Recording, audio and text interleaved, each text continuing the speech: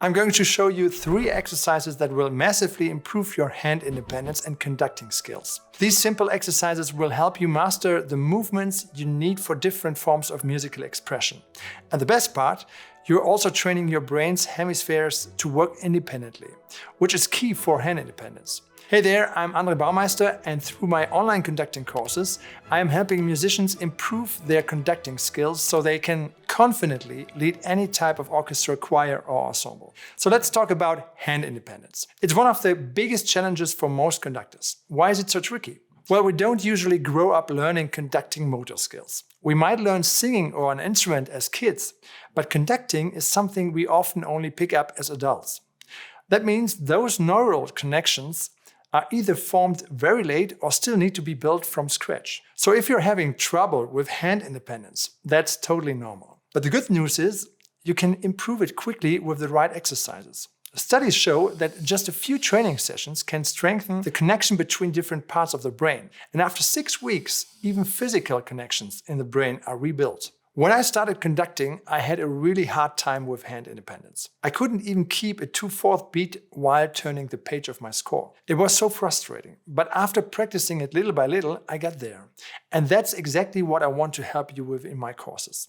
Those small breakthroughs make all the difference. The best part, it's never too late to build these skills. With regular practice, you'll be able to control your hands until it becomes almost automatic. And the more confident you feel with your hands, the more confident you feel while conducting. Before we dive into the exercises, let's talk about why hand independence is so important for conductors. Each hand has its own job. The dominant hand, usually the right, keeps a precise beat, while the non-dominant takes care of giving cues, articulation, dynamics, phrasing, and overall musical expression. Being able to control both hands simultaneously but independently allows you to give clear and precise directions to your ensemble without stopping to explain everything.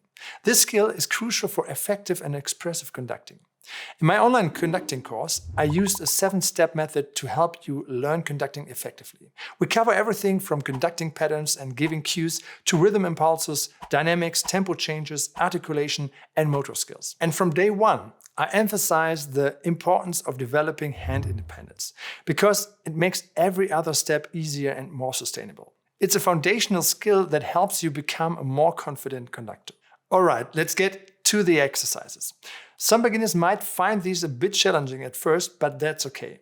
I felt the same way when I started. Start slow, take your time, and once you feel comfortable, you can move on to the next exercise. You'll see real progress in just a few weeks. So here's exercise number 1. With your dominant hand, you conduct a 2-beat pattern, and your non-dominant hand moves back and forth on the edge of the table. This is a good preparation for turning the pages of your score. With the second exercise, you also conduct a 2-beat pattern, but with your non-dominant hand, you go up and down, and up and down.